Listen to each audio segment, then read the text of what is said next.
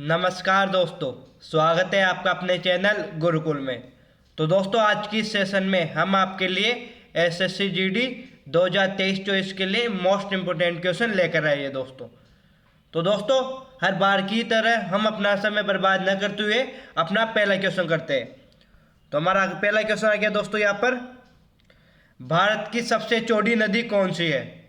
भारत की सबसे चौड़ी नदी कौन सी है, ये क्वेश्चन है हमारा। ऑप्शन है हमारे यहाँ पर ब्रह्मपुत्र, गोमती, गंगा, चंबल। तो चारों में से राइट आंसर कौन सा होगा दोस्तों? बताना है कि भारत की सबसे चौड़ी नदी कौन सी है दोस्तों।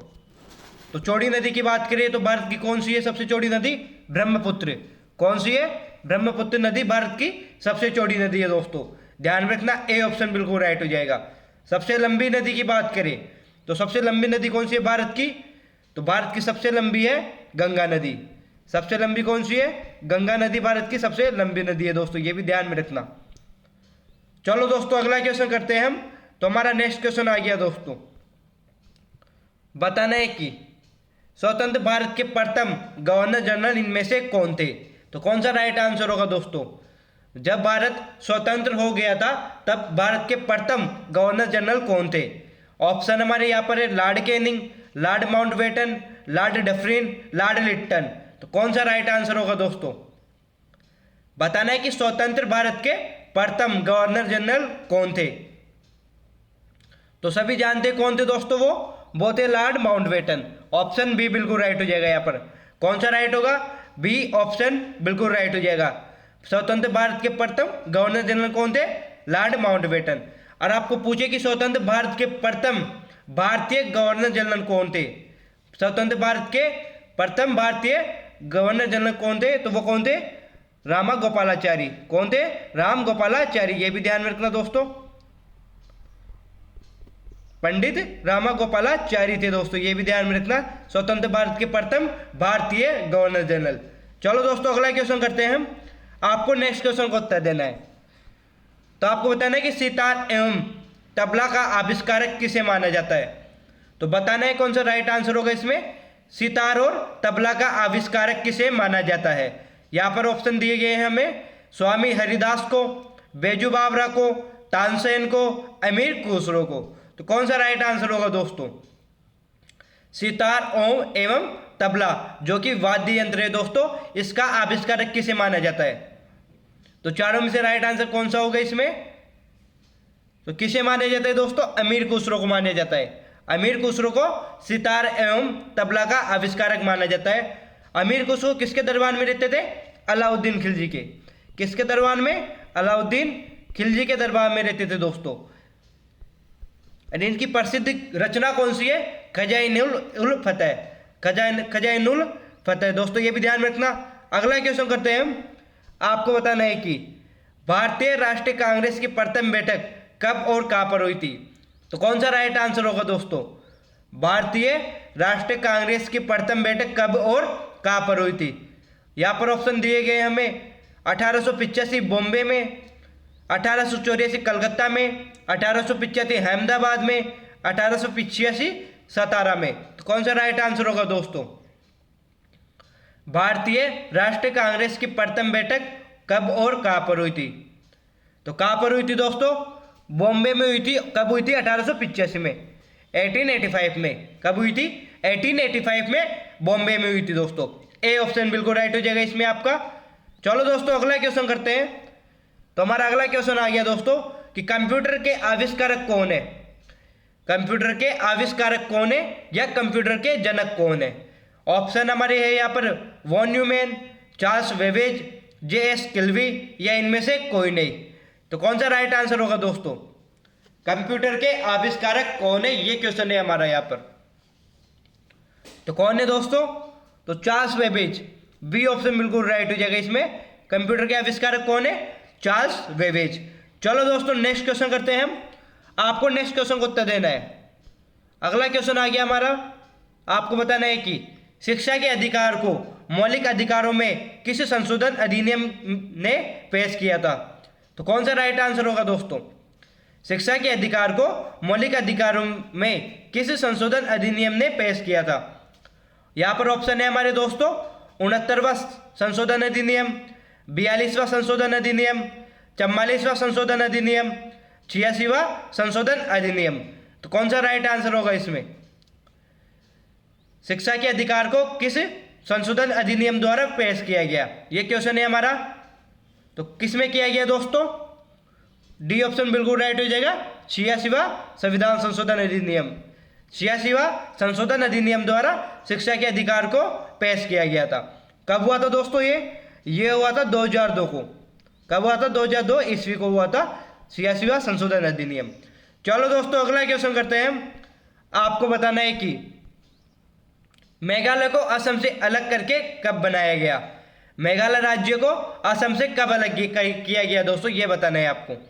ऑप्शन है हमारे यहाँ पर 1970 ईस्वी को, 1971 ईस्वी को, 1973 ईस्वी को, 1972 ईस्वी को। कौन सा राइट आंसर होगा दोस्तों? मेघालय राज्य को असम से कब अलग किया गया? तो कब किया गया दोस्तों? तो 1972 ईस्वी को। ऑप्शन डी बिल्कुल राइट हो जाएगा। 1972 ईस्वी को मेघालय को असम से अलग किया गया था। चलो दोस्तों अगला क्वेश्चन करते हैं हम। आपको बताना है कि दोस्तों उस राज्य का नाम बताइए जिसने पहली बार युद्ध में हाथियों का इस्तेमाल किया था। तो कौन सा राइट आंसर होगा दोस्तों? वह कौन सा राज्य है जिसने युद्ध में पहली बार हाथियों का उपयोग किया था? ऑप्शन है हमारे यहाँ पर कौशल, अवंती, मत्स्य, मगध। तो कौन सा राइट आंसर होगा दोस्तों? किस राज्य ने युद्ध में सर्वप्रथम हाथियों का प्रयोग किया था? तो किसने किया था? मगध ने किया था दोस्तों। किसने? मगध ने। ऑप्शन डी बिल्कुल राइट हो जाएगा। मगध ने सर्वप्रथम युद्ध में हाथियों का प्रयोग किया था। चलो दोस्तों नेक्स्ट क्वेश्चन करते हैं। अगला क्वेश्चन करने से पहले दोस्तों आप अगर हमारे चैनल पे नए हो तो चैनल को सब्सक्राइब कर लेना। अगर वीडियो अच्छी लगी है तो वीडियो को लाइक कर देना और अपने दोस्तों के पास भी शेयर कर देना। तो क्वेश्चन आ गया हमारा अगला कि भारत चीन तथा म्यांमार सीमा का ट्रांजैक्शन किस दर्रे को कहा जाता है? तो कौन सा राइट आंसर होगा दोस्तों? भारत चीन तथा म्यांमार सीमा का ट्रांजैक्शन किस दर्रे को कहा जाता है? ऑप्शन है हमारे यहाँ पर दीपू दर्रा, यांगयाम दर्रा, पांगसड़ दर्रा, बुमला दर्रा। तो कौन सा राइट आंसर होगा दोस्तों? भारत चीन और म्यांमार के ट्रांजैक्शन किस दर्रे को कहा जाता है? तो किसे कहा जाता है दोस्तों? तो कहा जाता है दीपू दर्रे को। ऑप्शन ए बिल्कुल राइट हो जाएगा। किसे कहा जाता है? दीपू दर्रे को कहा जाता है। चलो दोस्तों नेक्स्ट क्वेश्चन करते हैं हम। तो हमारा अगला क्वेश्चन आ गया स्क्रीन पे। क्वेश्चन का उत्तर देना है आपको। बताना है कि राष्ट्रपति किस स्थिति में अध्यादेश जारी कर सकता है? तो वह कौन सी स्थिति है जिसमें राष्ट्रपति अध्यादेश जारी कर सकता है? ऑप्शन आपातकाल में, वित्तीय आपात में, सदन में अधिवेशन न होने की स्थिति में, लोकसभा में अधिवेशन न होने की स्थिति में। तो कौन सा राइट आंसर होगा दोस्तों? तो राइट आंसर कौन सा होगा? अध्यादेश जारी कब कर सकता है राष्ट्रपति? तो कब? जब सदन में कोई अधिवेशन न हो रहा हो दोस्तों। सदन में अधिवेशन न होने की स्थिति में राष्ट्रपति अध्यादेश जारी कर सकता है। ऑप्शन सी बिल्कुल राइट हो जाएगा इसमें। चलो दोस्तों नेक्स्ट क्वेश्चन करते हैं हम। आपको बताना है कि किस भारतीय प्रधानमंत्री ने नदी घाटी परियोजनाओं को आधुनिक भारत के मंदिर कहा? तो कौन सा राइट आंसर होगा इसमें? किस भारतीय प्रधानमंत्री ने नदी घाटी परियोजनाओं को आधुनिक भारत के मंदिर कहा? ऑप्शन दिए गए हैं हमें यहाँ पर पंडित जवाहरलाल नेहरू, इंदिरा गांधी, अटल बिहारी वाजपेयी, मनमोहन सिंह। तो कौन सा राइट आंसर होगा दोस्तों? नदी घाटी परियोजनाओं के आधुनिक भारत के मंदिर किसने कहा था? पंडित जवाहरलाल नेहरू ने। किसने कहा था? पंडित जवाहरलाल नेहरू ने। ऑप्शन ए बिल्कुल राइट हो जाएगा इसमें। चलो अगला क्वेश्चन करते हैं हम। आपको बताना है कि कडाना बांध कौन सी नदी पर स्थित है? कडाना बांध कौन सी नदी पर स्थित है? महाई नदी पर, महानदी पर, चंबल नदी पर, यमुना पर। तो कौन सा राइट आंसर होगा दोस्तों? कडाना बांध कौन सी नदी पर स्थित है यह बताना है दोस्तों आपको। तो कौन सा राइट होगा इसमें? ए ऑप्शन बिल्कुल राइट हो जाएगा। कौन सी नदी पे? माही नदी पर। ऑप्शन ए बिल्कुल राइट हो जाएगा। और इसी के साथ पूछे कि कौन से राज्य में कडाना बांध, तो कडाना बांध कौन से राज्य में है? गुजरात में। कहाँ पर है? गुजरात में। माही नदी की एक विशेषता और है दोस्तों कि ये कर्क रेखा को 2 बार काटती है। कर्क रेखा को क्या करती है? 2 बार काटती है, ये भी ध्यान में रखना। कर्क रेखा को 2 बार काटती है कौन सी नदी? माही नदी। चलो दोस्तों अगला क्वेश्चन करते हैं हम। आपको बताना है कि सुदर्शन झील का निर्माण किसने करवाया था? सुदर्शन झील का निर्माण किसने करवाया था, ये बताना है आपको। ऑप्शन है हमारे यहाँ पर अशोक, चंद्रगुप्त मौर्य, स्कंदगुप्त, कुमारगुप्त। तो कौन सा राइट आंसर होगा दोस्तों? सुदर्शन झील का निर्माण किसने करवाया था? कौन सा राइट आंसर होगा इसमें? तो हम सभी जानते हैं किसने करवाया था सुदर्शन झील का निर्माण? चंद्रगुप्त मौर्य ने करवाया था। मौर्य शासक चंद्रगुप्त मौर्य ने सुदर्शन झील का निर्माण करवाया था। इसका जीर्णोद्धार किसने करवाया था? जीर्णोद्धार किसने करवाया था ये भी बताना है दोस्तों आपको। तो एक तो अशोक ने करवाया था इसका जीर्णोद्धार। किसने करवाया था? अशोक ने जीर्णोद्धार करवाया था इसका। और किसने करवाया था? और कुमारगुप्त ने भी इसका जीर्णोद्धार करवाया था। किसने? कुमारगुप्त ने भी। चलो दोस्तों अगला क्वेश्चन करते हैं। तो आपको बताना है कि गुरुत्वीय दृष्टि से विश्व का सबसे बड़ा बांध कौन सा है? गुरुत्वीय दृष्टि से विश्व का सबसे बड़ा बांध कौन सा है? ऑप्शन है हमारे यहाँ पर हीराकुंड बांध, भांगड़ा नागल बांध, नागार्जुन सागर बांध, कडाना बांध। तो कौन सा राइट आंसर होगा दोस्तों? बताने की गुरुत्वीय दृष्टि से भारत या विश्व का सबसे बड़ा बांध कौन सा है? तो कौन सा है दोस्तों? वो है भांगड़ा नागल बांध। कौन सा है सबसे बड़ा बांध? भांगड़ा नागल बांध। ऑप्शन बी बिल्कुल राइट हो जाएगा। कौन सी नदी पे बना है भांगड़ा नागल? तो कौन सी नदी पे दोस्तों? ये सतलज नदी पे बना हुआ है। कौन सी नदी पे? सतलज नदी पे। बी ऑप्शन बिल्कुल राइट हो जाएगा। हीराकुंड बांध कहाँ पर है और कौन सी नदी पे बना है ये बताना है आपको। तो मैं बता देता हूँ इसका उत्तर। हीराकुंड बांध कहाँ पर है? उड़ीसा में। कौन से राज्य में है? उड़ीसा में है। और कौन सी नदी पे बना है? ये महानदी पे बना है दोस्तों। कौन सी नदी पे? महानदी पे बना है हीराकुंड बांध। यह भी ध्यान में रखना। नागार्जुन सागर बांध कहाँ पर है? तो ये कहाँ पर है? आंध्र प्रदेश में। नागार्जुन सागर बांध कहाँ है? आंध्र प्रदेश में। नदी कौन सी है? कृष्णा नदी पे बना है दोस्तों। कौन सी नदी पे बना है? कृष्णा नदी पे बना है। कडाना बांध मैंने अभी अभी बताया था गुजरात में है और महानदी पे बना, सॉरी दोस्तों मही नदी पे बना है। अगला क्वेश्चन करते हैं हम।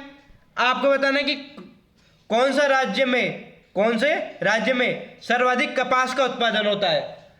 वह कौन सा राज्य है जहां पर सर्वाधिक कपास का उत्पादन होता है? ऑप्शन महाराष्ट्र, गुजरात, उत्तर प्रदेश, राजस्थान। तो चारों में से राइट आंसर कौन सा होगा? कौन से राज्य में सर्वाधिक कपास का उत्पादन होता है? तो कौन सा राज्य है दोस्तों? बी ऑप्शन बिल्कुल राइट हो जाएगा। कहां पर होता है? गुजरात में। कहां पर होता है? गुजरात में सर्वाधिक कपास का उत्पादन होता है दोस्तों। चलो दोस्तों अगला क्वेश्चन करते हैं। आपको बताना है कि लौह पुरुष के नाम से किन्हें जाना जाता है? लौह पुरुष के नाम से किसे जाना जाता है? ऑप्शन है हमारे जवाहरलाल नेहरू को, भोगीलाल पांड्या को, सरदार वल्लभ भाई पटेल को, माणिक्यलाल वर्मा को। भारत के लौह पुरुष के नाम से किसे जाना जाता है? तो किसे जाना जाता है? सरदार वल्लभ भाई पटेल को। सी ऑप्शन बिल्कुल राइट हो जाएगा। किसे जाना जाता है? सरदार वल्लभ भाई पटेल को भारत के लौह पुरुष के नाम से जाना जाता है। भोगीलाल पांडे की बात करें दोस्तों तो भोगीलाल पांडे को राजस्थान का लौह पुरुष कहा जाता है। राजस्थान का लौह पुरुष कौन है? भोगीलाल पांड्या। यह भी ध्यान में रखना। और भारत का लौह पुरुष कौन है? सरदार वल्लभ भाई पटेल। चलो दोस्तों अगला क्वेश्चन करते हैं हम। आपको बताना है कि भारत का सर्वाधिक जनसंख्या वाला राज्य कौन सा है? तो कौन सा राइट आंसर होगा इसमें? भारत का सर्वाधिक जनसंख्या वाला राज्य कौन सा है? बिहार, राजस्थान, उत्तर प्रदेश, मध्य प्रदेश। तो चारों में से राइट आंसर कौन सा होगा? भारत का सर्वाधिक जनसंख्या वाला राज्य कौन सा है? तो हम सभी जानते हैं कौन सा है? उत्तर प्रदेश। कौन सा है? उत्तर प्रदेश। चलो दोस्तों अगला क्वेश्चन करते हैं हम। आपको अगले क्वेश्चन का उत्तर देना है। बताना है कि भारत की पहली विद्युत रेल कौन सी है? भारत की पहली विद्युत रेल कौन सी है? ऑप्शन है हमारे यहाँ पर Deccan queen, Sagarmati, Indian express या इनमें से कोई नहीं। भारत की प्रथम विद्युत ट्रेन कौन सी है दोस्तों? तो पहली विद्युत ट्रेन कौन सी है? डेक्कन क्वीन। कौन सी है? डेक्कन क्वीन। ए ऑप्शन बिल्कुल राइट हो जाएगा। और कब चली है भारत में? ये भारत में चली 1925 में। 1925 में भारत में चली थी दोस्तों। चलो अगला क्वेश्चन करते हैं हम। आपको बताना है कि दोस्तों प्लांट इकोनॉमी ऑफ इंडिया पुस्तक है दोस्तों कौन सी? प्लांट इकोनॉमी ऑफ इंडिया पुस्तक के लेखक कौन है? तो कौन सा राइट आंसर होगा इसमें? ऑप्शन है हमारे Dadabhai Naoroji, Mahatma Gandhi, sir M Visvesvaraya, lord किन। तो कौन सा राइट आंसर होगा दोस्तों? प्लांट इकोनॉमी ऑफ इंडिया पुस्तक के लेखक कौन है? तो कौन है दोस्तों? तो ऑप्शन सी बिल्कुल राइट हो जाएगा इसमें, सर एम विश्वेश्वरैया। कौन है दोस्तों? Sir M Visvesvaraya planned economy of India के लेखक है। चलो दोस्तों अगला क्वेश्चन करते हैं हम। आपको बताना है कि प्रथम पंचवर्षीय योजना कब प्रारंभ हुई? प्रथम पंचवर्षीय योजना कब प्रारंभ हुई थी दोस्तों? ऑप्शन 1951, 1956, 1948, 1950। तो कौन सा राइट आंसर होगा दोस्तों? बताने कि पहली पंचवर्षीय योजना कब प्रारंभ हुई थी? तो कब प्रारंभ हुई दोस्तों? 1951 में। 1951 से 1956 तक पहली पंचवर्षीय योजना चली दोस्तों। चलो अगला क्वेश्चन करते हैं। आपको बताना है कि भारत में प्रथम रुपया किसके द्वारा चलाया गया? भारत में प्रथम रुपया किसके द्वारा चलाया गया? अकबर के द्वारा, शेरशाह सूरी के द्वारा, लॉर्ड कर्जन के द्वारा, माउंटबेटन के द्वारा। तो कौन सा राइट आंसर होगा दोस्तों? भारत में प्रथम रुपया किसके द्वारा चलाया गया? तो भारत में रुपये की शुरुआत किसने की? शेरशाह सूरी ने। बी ऑप्शन बिल्कुल राइट हो जाएगा। शेरशाह सूरी ने भारत में सर्वप्रथम रुपया चलाया था। चलो दोस्तों अगला क्वेश्चन करते हैं हम। आपको बताना है कि जवाहर सुरंग का नाम किस प्राकृतिक दर्रे को दिया गया है? जवाहर सुरंग का नाम किस प्राकृतिक दर्रे को दिया गया है? बनिहाल दर्रे को, पीर पंजाल दर्रे को, छिपकला दर्रे को, बुंदेलपुर दर्रे को। तो कौन सा राइट आंसर होगा दोस्तों? जवाहर सुरंग का नाम किस प्राकृतिक दर्रे को दिया गया है? तो ए ऑप्शन बिल्कुल राइट हो जाएगा। किसे दिया गया है? दिया गया है बनिहाल दर्रे को। किसे दिया गया है? बनिहाल दर्रे को। तो अगला क्वेश्चन करते हैं हम। आपको बताना है कि अंतर्राष्ट्रीय न्यायालय में कुल कितने न्यायाधीश होते हैं? अंतर्राष्ट्रीय न्यायालय में कुल कितने न्यायाधीश होते हैं? तो कौन सा राइट आंसर होगा दोस्तों इसमें? तो ऑप्शन 17, 15, 16, 12। तो कौन सा राइट आंसर होगा? अंतर्राष्ट्रीय न्यायालय में कुल कितने न्यायाधीश होते हैं? तो वो होते हैं 15। कौन सा राइट होगा इसमें? बी ऑप्शन बिल्कुल राइट हो जाएगा। कितने होते हैं? 15 न्यायाधीश होते हैं। चलो दोस्तों अगला क्वेश्चन करते हैं हम। आपको बताना है कि पहली बार संविधान संशोधन कब किया गया? पहली बार संविधान संशोधन कब किया गया था? ऑप्शन है हमारे 1951, 1955, 1956, 1948। तो कौन सा राइट आंसर होगा दोस्तों? पहली बार संविधान संशोधन कब किया गया? तो कब किया गया था? तो 1951 में किया गया था। कब किया गया था? 1951 में। इसी के साथ दोस्तों पूछिए तो पहली बार आपातकाल कब लगा? कौन सी ईस्वी को लगा? वो भी 1951 को ही लगा था। आपातकाल पहली बार कब लगा? 1951 में ही। चलो दोस्तों अगला क्वेश्चन करते हैं। आपको बताना है कि नेहरू कप किस खेल से संबंधित है? नेहरू कप किस खेल से संबंधित है दोस्तों? ये बताना है आपको। Kabaddi, cricket, football, hockey. तो कौन सा राइट आंसर होगा दोस्तों? नेहरू कप का संबंध किससे है? तो नेहरू कप किससे है? फुटबॉल से संबंधित है दोस्तों। किससे है? फुटबॉल से संबंधित है नेहरू कप। इसी के साथ नेहरू ट्रॉफी पूछे दोस्तों आपको। यहाँ पर कप की जगह क्या आ जाए? ट्रॉफी आ जाए। आपको पूछे कि नेहरू ट्रॉफी का संबंध किससे है? तो वो है नौका दौड़ से। किससे है? नौका दौड़ से नेहरू ट्रॉफी का संबंध है। यह भी ध्यान में रखना। चलो दोस्तों अगला क्वेश्चन करते हैं। आपको बताना है कि भारत के प्रथम मुख्य चुनाव आयुक्त कौन थे? भारत के प्रथम मुख्य चुनाव आयुक्त कौन थे? ऑप्शन है हमारे यहाँ पर जीवी मावलंकर, टी स्वामीनाथन, सुकुमार सेन, अरविंद कुमार। तो कौन सा राइट आंसर होगा दोस्तों? भारत के प्रथम मुख्य चुनाव आयुक्त कौन थे? तो कौन थे दोस्तों? सी ऑप्शन बिल्कुल राइट हो जाएगा। कौन थे? सुकुमार सेन। सी ऑप्शन बिल्कुल राइट हो जाएगा इसमें। चलो दोस्तों अगला क्वेश्चन करते हैं हम। आपको बताना है कि निम्नलिखित में से किसने सोम प्रकाश नामक समाचार पत्र शुरू किया था? तो कौन सा राइट आंसर होगा इसमें? निम्नलिखित में से किसने सोम प्रकाश नामक समाचार पत्र शुरू किया था?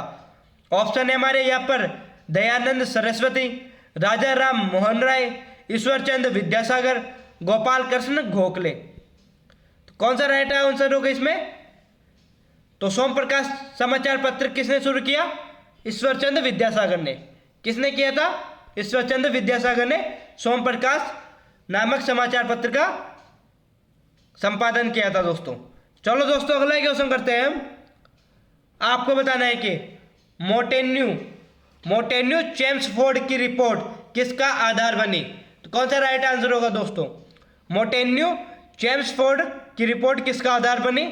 ऑप्शन है हमारे भारतीय परिषद अधिनियम 1909 का, भारतीय परिषद अधिनियम 1919 का, भारत सरकार अधिनियम 1935 का, भारत स्वतंत्रता अधिनियम 1947 का। तो बताओ किसका आधार बनी थी मोटेन्यू चेम्सफोर्ड रिपोर्ट? तो ऑप्शन बी बिल्कुल राइट हो जाएगा इसमें। किसका बनी? भारत परिषद अधिनियम 1919 का। कौन सा राइट होगा? दो ऑप्शन बिल्कुल राइट हो जाएगा इसमें। चलो दोस्तों अगला क्वेश्चन करते हैं। आपको बताना है कि किस वर्ष उड़ीसा बिहार से अलग हुआ?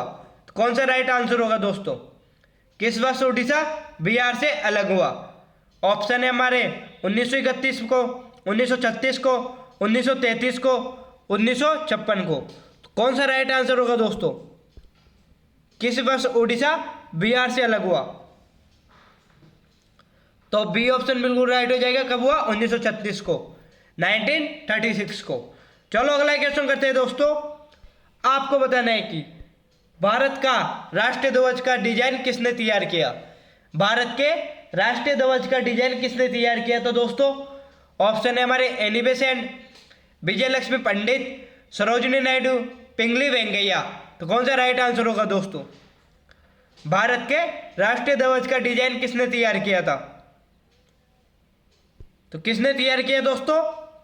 तो वो किया था पिंगली वेंकैया ने। किसने किया? पिंगली वेंकैया ने। चार ऑप्शन बिल्कुल राइट हो जाएगा इसमें। चलो दोस्तों नेक्स्ट क्वेश्चन करते हैं हम।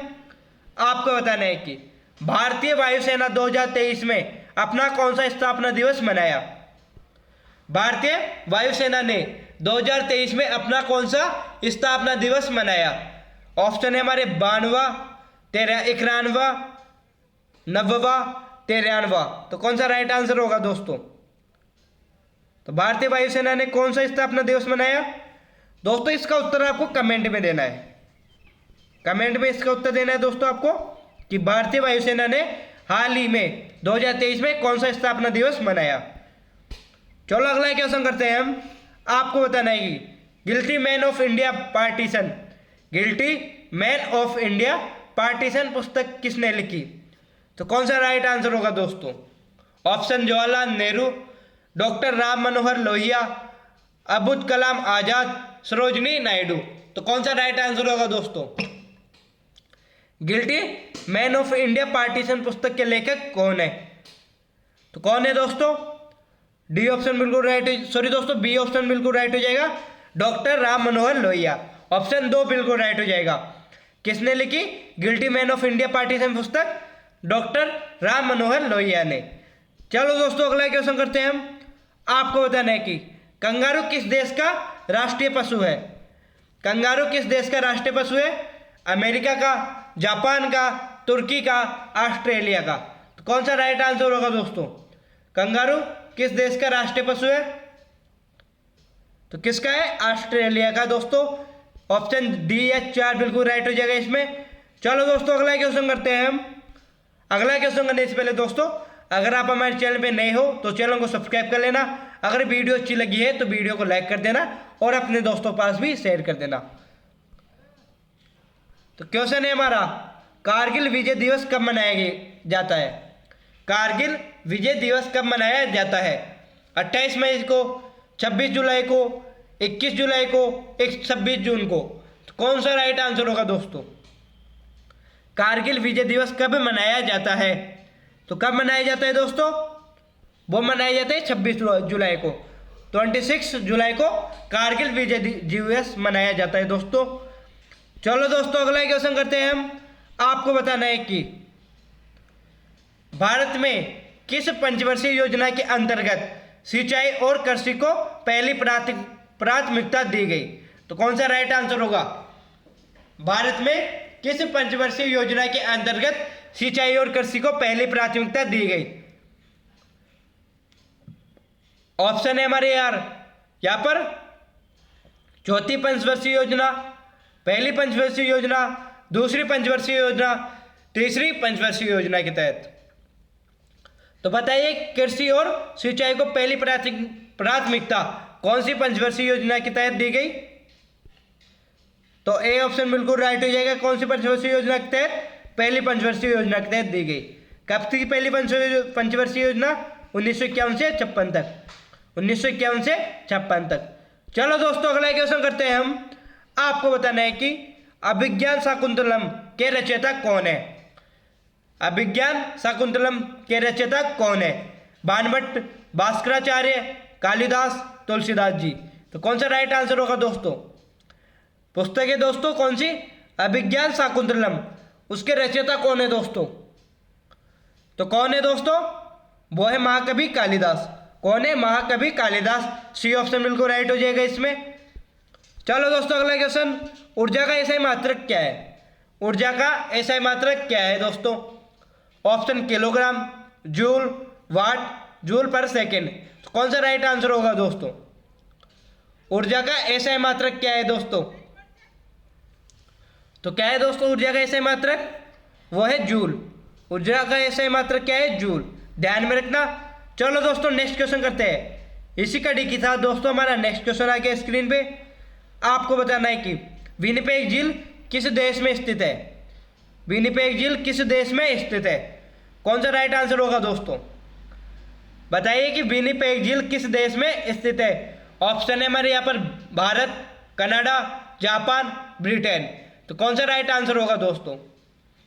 विनिपेग झील किस देश में स्थित है दोस्तों? तो कौन सा राइट होगा इसमें? तो इसमें दो ऑप्शन बिल्कुल राइट हो जाएगा। कहाँ पर है? कनाडा में। विनिपेग झील को कहाँ पर है? कनाडा में दोस्तों। चलो दोस्तों, अगला क्वेश्चन करते हैं हम। तो हमारा नेक्स्ट क्वेश्चन आ गया कि शिमला समझौता कब हुआ? शिमला समझौता कब हुआ था दोस्तों? शिमला समझौता कब हुआ था?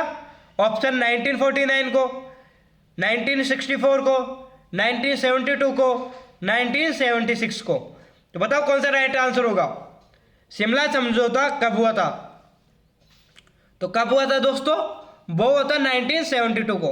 1972 में शिमला समझौता हुआ था। चलो दोस्तों, नेक्स्ट क्वेश्चन करते हैं। आपको बताना है कि कंप्यूटर का दिमाग किसे कहा जाता है? कंप्यूटर का दिमाग किसे कहा जाता है?